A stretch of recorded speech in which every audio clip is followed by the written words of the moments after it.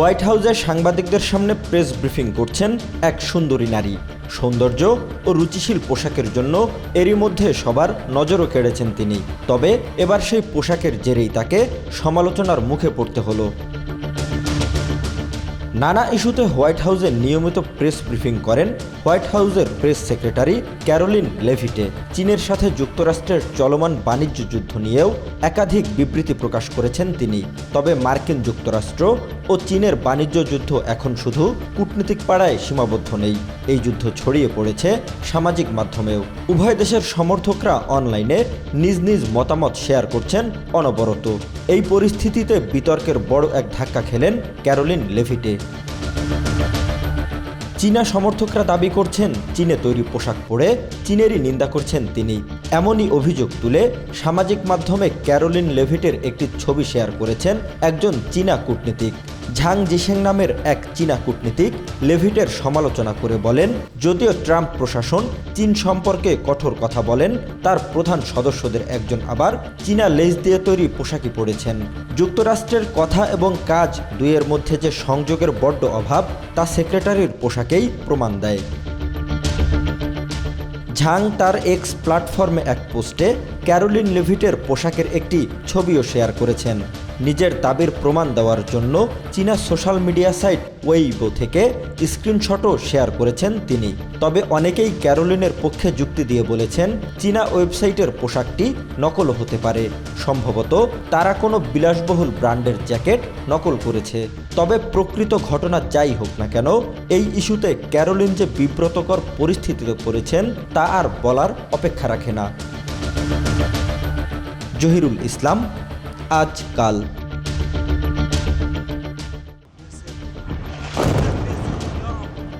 ফিলিস্তিনের গাজা উপত্যকায় বর্বর ইসরায়েলি বাহিনীর নৃশংসতা দেখেও যখন চুপ আরব বিশ্বের মোড়লরা, তখন আওয়াজ তুলেছেন বিশ্বের বিভিন্ন মুসলিম দেশের জনগণ।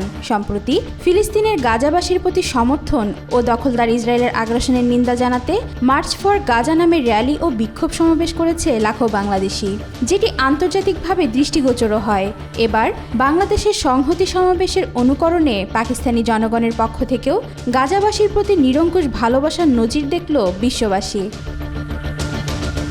পাকিস্তানের ডন পত্রিকার খবরে বলা হয়েছে, গত রবিবার করাচির রাস্তায় ফিলিস্তিনের পতাকার পাশাপাশি হামাস নেতাদের ছবি নিয়ে রাস্তায় নেমে ইসরায়েলি আগ্রাসনের নিন্দা জানান পাকিস্তানের সাধারণ মুসলিম জনতা। আয়োজকরা জানিয়েছেন, এই বিক্ষোভে লক্ষাধিক মানুষ অংশ নিয়েছে। গাজা সংহতি মার্চ শিরোনামে আয়োজিত এই বিশাল বিক্ষোভে করাচির প্রধান শাহরা এ ফয়সাল সড়কে মানুষে ভরে যায়। এ বিক্ষোভে হাজার হাজার নারী তাদের শিশু সন্তান নিয়ে অংশ নিয়েছেন। শুধু মুসলমান নয়, এই সমাবেশে যোগ দিয়েছেন খ্রিস্টান ও হিন্দু সম্প্রদায়ের সদস্যরাও। এদিকে ফিলিস্তিনিদের সংহতি জানিয়ে বিক্ষোভ হয়েছে তুরস্কতেও। দেশটির রাষ্ট্রীয় সংবাদ সংস্থা আনাদলু এজেন্সি জানিয়েছে, ফিলিস্তিনের অবরুদ্ধ গাজায় ইসরায়েলি হামলার প্রতিবাদে রবিবার ইস্তাম্বুলে বেয়াজিত স্কয়ারে বিক্ষোভ মিছিল অনুষ্ঠিত হয়। এতে দেশটির বিভিন্ন প্রদেশের হাজার মানুষ অংশগ্রহণ করেন। তুরস্কের বেসরকারি সংস্থা IHH গাজায় ইসরায়েলের চলমান আগ্রাসনের প্রতিবাদের জন্য বেশ কয়েকদিন আগে এই বিক্ষোভের ডাক দেয়। রবিবার স্থানীয় সময় দুপুর 2টায় বিক্ষোভ মিছিল শুরু হয়। অংশগ্রহণকারীরা তুরস্ক এবং ফিলিস্তিনির পতাকা নেড়ে ইসরায়েলের প্রতি ঘৃণাসূচক স্লোগান দিয়ে ইয়েনেসেরির রাস্তা ধরে মিছিল করে। পাশাপাশি আসকারা প্যালেস্টাইন সলিডারিটি প্ল্যাটফর্মের সদস্যরা আসকারায় মার্কিন দূতাবাসের সামনে বিক্ষোভ করেছে। এর আগে ফিলিস্তিনের গাজাবাসীর প্রতি সমর্থন ও দখলদার ইসরায়েলের আগ্রাসনের নিন্দা জানাতে শনিবার 12 এপ্রিল মার্চ ফর গাজা নামের র্যালি ও বিক্ষোভ সমাবেশ করেছে বাংলাদেশের লাখ লাখ মানুষ। এরপরই ফিলিস্তিনিদের সাথে সংহতি প্রকাশের রাস্তায় নেমেছেন পাকিস্তান ও তুরস্কের লাখো জনতা। ওয়াহিদা পারভিন ঈশিতা, আজকাল। তুরস্কের ঐতিহাসিক আয়া সোফিয়া মসজিদের গম্বুজের সংস্কার ও মজবুতকরণ কাজ শুরু করতে যাচ্ছে তুর্কি সরকার। রয়টার্সের তথ্য অনুসারে প্রায় 1486 বছর পর এই প্রাচীন স্থাপনায় এমন বৃহৎ পরিসরে সংস্কার কাজ পরিচালিত হতে যাচ্ছে। বিশেষজ্ঞরা বলছেন, এই প্রকল্পটি ইতিহাসের অন্যতম বৃহৎ সংরক্ষণমূলক উদ্যোগ হিসেবে বিবেচিত হতে যাচ্ছে।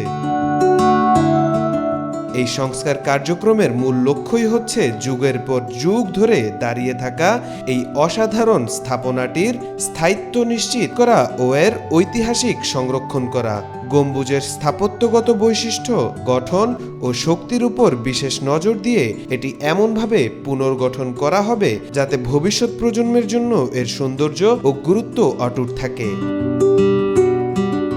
আয়া সোফিয়া মধ্যযুগীয় রোমান সাম্রাজ্য ও পরবর্তীকালে ওসমানীয় সাম্রাজ্যের রাজধানী কনস্টান্টিনোপল, যা বর্তমানে ইস্তাম্বুল শহরের কেন্দ্রে অবস্থিত একটি ঐতিহাসিক ধর্মীয় স্থাপনা। বর্তমানে এটি মুসলিমদের একটি মসজিদ। আয়া সোফিয়া একসময় বিশ্বের সবচেয়ে বড় গির্জা ছিল। টানা 900 বছর ধরে এটি খ্রিস্টানদের উপাসনালয় হিসেবে ব্যবহৃত হচ্ছে। 1453 সালে অটোমান সুলতান মোহাম্মদ ফাতিহের ঐতিহাসিক কনস্টান্টিনোপল বিজয়ের পর তুরস্ক মুসলিম সাম্রাজ্যের অন্তর্ভুক্ত হয়। এরপর তিনি এটিকে একটি মসজিদে রূপান্তরিত করেন, যার নতুন নামকরণ করা হয় ইম্পেরিয়াল মসজিদ হিসেবে। প্রায় 500 বছর ধরে এটি ইসলামের অন্যতম প্রধান মসজিদ হিসেবে দাঁড়িয়ে আছে। তবে প্রায় 70 বছর আগে তুরস্কের ওই এক সরকার এই স্থাপনাটিকে একটি জাদুঘরে পরিণত করেছিল। আয়া সোফিয়া ছিল 2014 সালে তুরস্কের দ্বিতীয় সর্বাধিক পরিদর্শন করা জাদুঘর, যেখানে প্রতি বছর প্রায় 3.3 মিলিয়ন দর্শনার্থী আসতেন। তুরস্কের সংস্কৃতি ও পর্যটন মন্ত্রণালয়ের প্রকাশিত পরিসংখ্যান অনুযায়ী 2015 ও 2019 সালে আয়া সোফিয়া ছিল তুরস্কের সবচেয়ে জনপ্রিয় পর্যটন স্থান। 2018 সালের 31 মার্চ কোরআন তেলাওয়াত করে ফাতিহ সুলতান মোহাম্মদ সহ আয়া সোফিয়ার জন্য কাজ করা সকলের রুহের মাগফিরাতের জন্য মোনাজাত করেন তুরস্কের প্রেসিডেন্ট রিসেপ তাইয়েব এরদোয়ান। 2020 সালের 10 জুলাই শুক্রবার তুরস্কের শীর্ষ আদালত আয়া সোফিয়াকে পুনরায় মসজিদে রূপান্তরের রায় ঘোষণা করেন। আয়া সোফিয়াতে প্রায় 86 বছর পর আবারও মসজিদে আজান দেওয়া হয়। 2020 সালে প্রেসিডেন্ট রিসেপ তাইয়েব এরদোয়ান এই ঐতিহাসিক স্থাপনাটিকে পুনরায় মসজিদ হিসেবে ঘোষণা করেন। বাইজান্টাইন শিল্পের ইতিহাসবিদ আসনু বিনবান ইয়ালচিন বলেন, গত 10 বছর ধরে স্থাপনাটির বিভিন্ন অংশে সংস্কারের কাজ চলমান রয়েছে। তিনি বলেন, এই সংস্কার প্রক্রিয়া আয়া সোফিয়ার ইতিহাসে একটি নতুন ও গুরুত্বপূর্ণ অধ্যায় উন্মোচন করবে। ফাতিহ সুলতান মোহাম্মদ ওয়াকফ বিশ্ববিদ্যালয়ের আর্কিটেকচার বিভাগের অধ্যাপক হাসান ফিরাদ দিকার রয়টার্সকে বলেন, পুনর্গঠন প্রকল্পটি বড় ভূমিকম্পের পর দুর্বল হওয়া কাঠামোগত অংশগুলোতে বিশেষ নজর দেবে। তিনি আরও উল্লেখ করেন, প্রকৃত কাঠামোগত সমস্যা তখনই আরও স্পষ্টভাবে জানা যাবে যখন মূল কভারটি উন্মুক্ত করা হবে। এদিকে আয়া সোফিয়ার সংস্কার কাজ চলাকালীন নামাজ আদায়কারী ও দর্শকদের জন্য খোলা থাকবে বলে জানানো হয়েছে। যদিও সাংস্কৃতিক সম্পদ সংরক্ষণ ও মেরামত বিশেষজ্ঞ আহমেদ গুলেজ বলেন, এই সিদ্ধান্ত সংস্কার প্রক্রিয়াকে আরো জটিল করে তুলতে পারে। এদিকে আবহাওয়ার চ্যালেঞ্জিং পরিস্থিতির কারণে গম্বুজ সংস্করণের সম্পূর্ণ সময়সীমাও নির্ধারণ করা এখনো সম্ভব হয়ে ওঠেনি।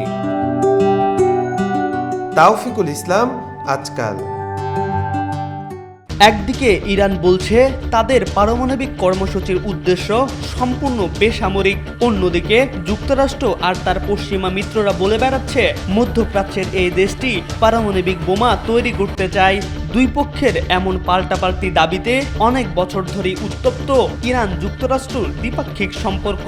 কিন্তু ইরান যতই আস্ফালন করুক না কেন, দেশটির গলা চেপে ধরে আছে যুক্তরাষ্ট্রের শক্তিশালী সামরিক ঘাঁটি। যুক্তরাষ্ট্র কয়েক বছর ধরেই মধ্যপ্রাচ্যের নিজেদের সামরিক ঘাঁটি পরিচালনা করছে। ইরানকে ঘিরে রাখা এসব সামরিক ঘাঁটির মধ্যে কাতারে অবস্থিত আল উদেয়ুদ বিমান ঘাঁটিটি সবচেয়ে বড়। 1996 সালে প্রতিষ্ঠিত ওই ঘাঁটি ছাড়াও সেখানে একটি সেনা ঘাঁটি আছে, সেখানে প্রচুর মার্কিন সেনা রয়েছে। কাতারের প্রতিবেশী বাহরাইনে যুক্তরাষ্ট্রের 2টি বিমান ঘাঁটি আর একটি নৌঘাঁটি আছে। কুয়েতে আছে একটি বিমান ঘাঁটি ও 2টি সেনা ঘাঁটি। আলোচিত হরমুজ প্রণালীর সুরক্ষার নামে সংযুক্ত আরব আমিরাতেও বিমান ও নৌঘাঁটি স্থাপন করেছে যুক্তরাষ্ট্র। সৌদি আরবেও যুক্তরাষ্ট্রের 3টি বিমান ঘাঁটি, 2টি নৌঘাঁটি আর একটি সেনা ঘাঁটি আছে। ওমানে 4টি বিমান ঘাঁটি আর একটি নৌঘাঁটি আছে। ইরাকের ঘাঁটিতে এখন প্রায় 2500 মার্কিন সেনা আছে। এছাড়া সিরিয়া, জর্ডান, মিশর এবং জিবুতিতেও মার্কিন সামরিক ঘাঁটি আছে। ট্রাম্প ইতোপূর্বে একাধিকবার হুমকি দিয়েছেন, আলোচনায় সমাধান না হলে ইরানের পারমাণবিক স্থাপনায় বিমান হামলা চালানো হতে পারে। তবে বিভিন্ন গণমাধ্যমের সূত্রে জানা গেছে, মুখে আলোচনার কথা বললেও ইরানের বিরুদ্ধে সামরিক হামলার প্রস্তুতি প্রায় শেষ করে ফেলেছেন ট্রাম্প। অপরদিকে ইরানও ক্রমাগত সতর্ক করে আসছে যে তারা ইউরেনিয়ামের মজুদের মাধ্যমে পারমাণবিক অস্ত্র তৈরির পথে হাঁটতে পারে। তবে ইরানের এমন সতর্কবার্তা থোড়াই কেয়ার করছেন ট্রাম্প, কেননা ইরানের ঘাড়ে নিঃশ্বাস ফেলতে থাকা এসব সামরিক ঘাঁটি কাজে লাগিয়ে তেহরানকে কাবু করতে সক্ষম যুক্তরাষ্ট্র। MR আকাশ, আজকাল।